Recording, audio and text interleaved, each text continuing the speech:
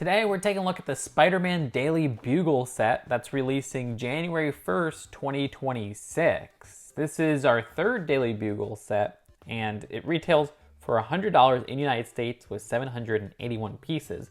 This was sent to me early by LEGO, but all opinions are my own. So this Daily Bugle is littered with characters all over. If you're curious, here's how the building looks on its own with all of those action pose pieces removed. Let's take a look at each individual floor of this building first. So the front of the Daily Bugle building has a sticker that says 1941, which is seemingly just the building number because that's not when the Daily Bugle was founded from my understanding. We do have two stickers for Daily and Bugle right there, and stickers on the entryway doors as well, which those are a little bit annoying because they're clear, so it's like, I gotta line those up perfectly, and you can see one of those was misaligned. There's a newsstand to the right, which is actually its own separate section. You could just disconnect it that way, so you could rearrange that how you want on that whole cityscape. The newsstand has a sticker on this 2x4 right here, and two stickers on these 2x2 newspapers, which I like the references there, but it's like, man, I wish that those were prints, because for the longest time we had only prints for Daily Bugle newspapers, if I'm not mistaken. This newsstand is also something that came in the modular building set, which it was a lot more elaborate there. You could still fit a minifigure inside there if you want. It's a little bit tough just with how that's positioned, but there you go. And then to the right, we have this mailbox right here, which I absolutely adore. That's a sticker on the front right there that says US Mail. And you could open it up and see that there's a printed 1x2 letter. The design there being a print that appears in some other themes. Then at the side, there's a sticker that says US Mail, which I like how they have that design of the bird on there, an existing Lego piece. Here, I just put Ghost Spider on this cylinder connection with a little action pose tile, but you could put whoever on there. And there's a stickered New York sewer manhole on this larger tile right here. That looks pretty nice. Maybe the turtle lair is inside there. There's a sticker on a 1x4 tile that says 39th Street, which is on that street light right there. A very simple build. But now let's take a look at the inside of this first floor of the Daily Bugle. There's a lime green swivel chair, which is a little bit fun for a color for that chair. I don't see that too often. A sticker on a computer screen that says empty bin, a yellow cup, and then two more stickers of the same designs that we saw at the front newsstand for those newspapers. You know, does this mean we're going to be getting a wrestling scene set soon enough? I mean, the first one was canceled. The second floor has a really nice build for this copy machine right here. I love how you can open that up, which is pretty neat. And there's a 1x2 tile to the right, which is an existing tile that we've seen before in other sets. But yeah, pretty cool build if you ask me, and that could just be fit into Lego City settings. Then to the left, there's this bin right here, which has a pizza 2x2 on a tile, which is a print we've seen in other sets. Then inside, there's this camera right here. And that camera can be stuck to this side right here. On the third floor, we have another stickered computer screen, which on there has an ad that says drumsticks on sale. Okay.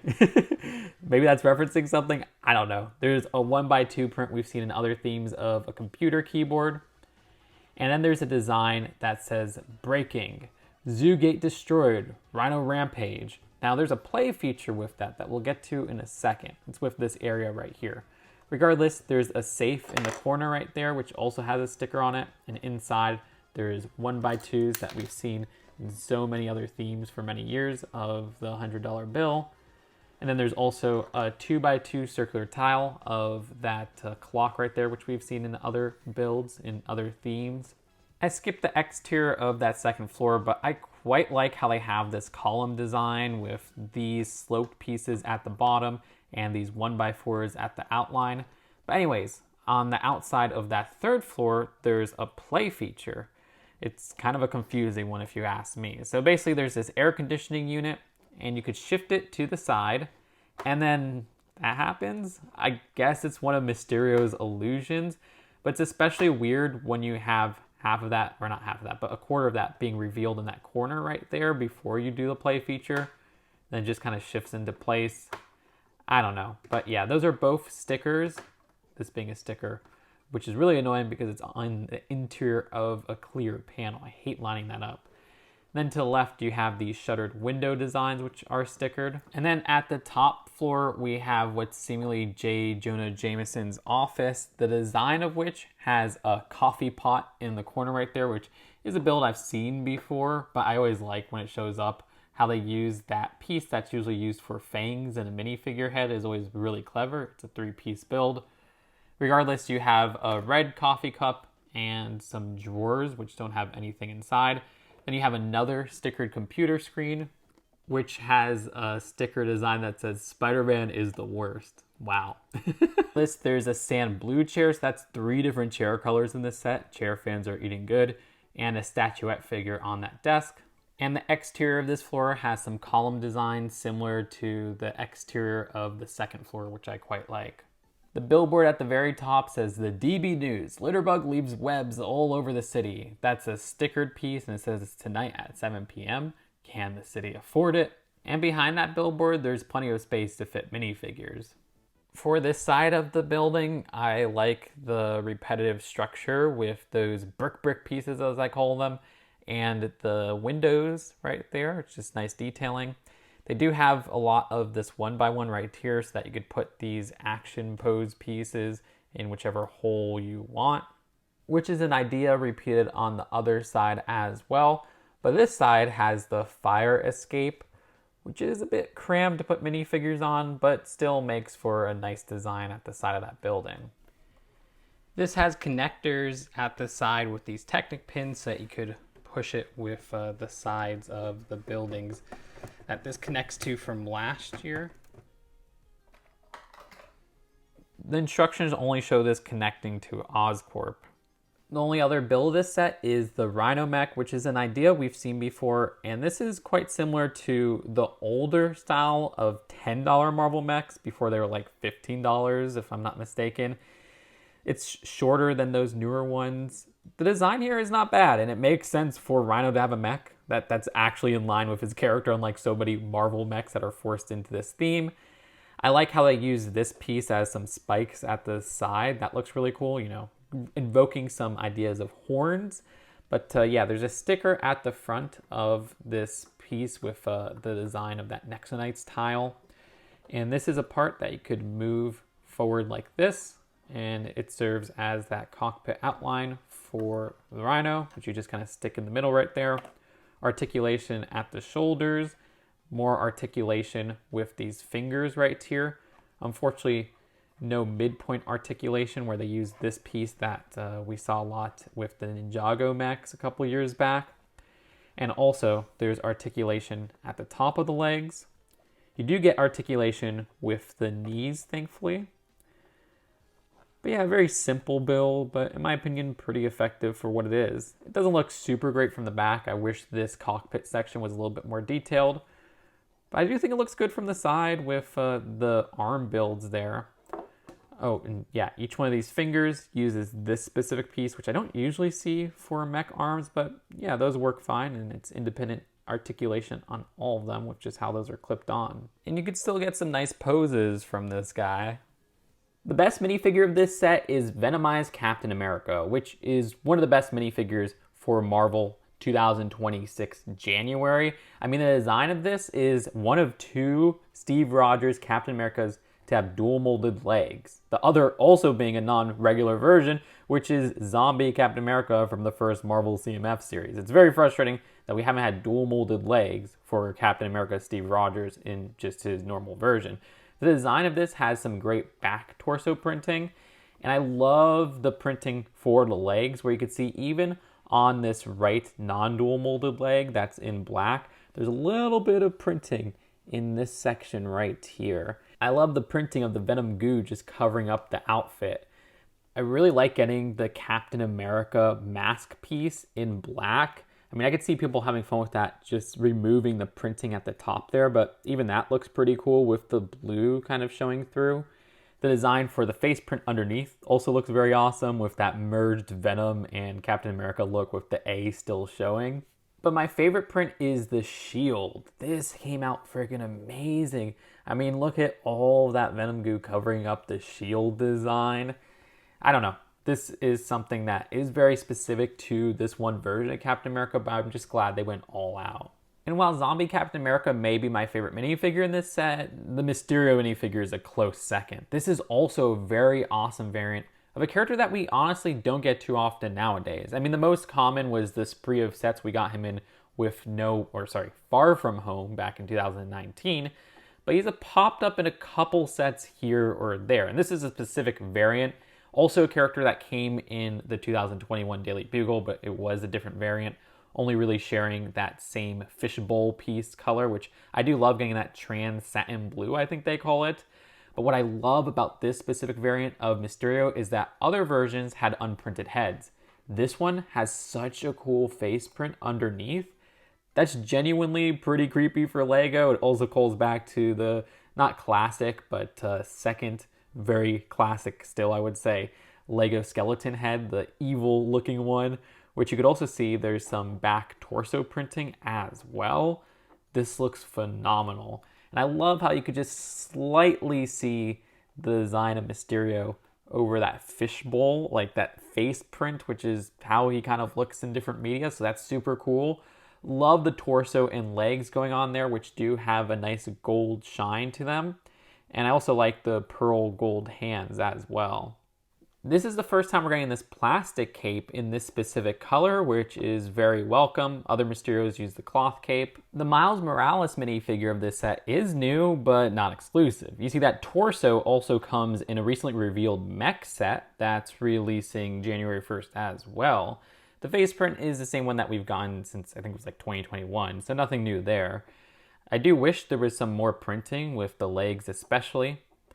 At the back, you can see a continuation of the torso and head printing. Now there is one more exclusive minifigure of this set, which is the Rhino minifigure. It's only because of this torso print, which is really nothing too distinct from previous Rhino versions, if you ask me.